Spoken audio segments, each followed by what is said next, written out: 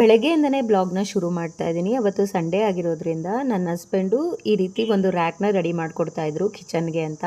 ತುಂಬಾನೇ ಹೆಲ್ಪ್ ಮಾಡಿಕೊಡ್ತಾರೆ. ನೋಡಿ ಫೈನಲಿ ಈ ರೀತಿ ರ್ಯಾಕ್ ರೆಡಿ ಆಗಿದೆ. ಯಾಕೆಂದರೆ ಕಿಚನಲ್ಲಿ ಸ್ಟೋರೇಜ್ ಕಮ್ಮಿ ಇರೋದ್ರಿಂದ ಈ ರೀತಿ ಒಂದು ಎಕ್ಸ್ಟ್ರಾ ರ್ಯಾಕ್ನ ನಾನು ಮಾಡಿಸ್ಕೊಂಡಿದ್ದೀನಿ.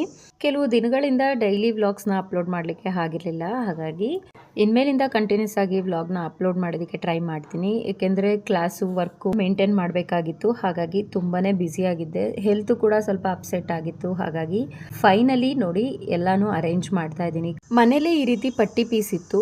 ಅದನ್ನೆಲ್ಲ ನೀಟಾಗಿ ಅಳತೆ ಮಾಡಿ ಯಾವ ಮೆಜರ್ಮೆಂಟ್ಗೆ ಬೇಕು ಕಟ್ ಮಾಡಿಕೊಂಡು ಈ ರೀತಿ ಒಂದು ರ್ಯಾಕ್ನ ರೆಡಿ ಮಾಡಿ ಕೊಟ್ಟರು. ಇಂಟ್ರೆಸ್ಟ್ ಇದ್ರೆ ಏನ್ ಬೇಕಾದ್ರೂ ಮಾಡ್ಬೋದು ಅನ್ನೋದಕ್ಕೆ ಇದು ಒಂದು ಉದಾಹರಣೆ. ಬಟ್ ತುಂಬಾನೇ ಕೆಲಸ ಹಿಡಿತು. ಬೆಳಗ್ಗೆಯಿಂದ ಮಧ್ಯಾಹ್ನ ತನಕ ಇದೇ ಕೆಲಸ ಮಾಡ್ತಾ ಇದ್ರು ಅವರು.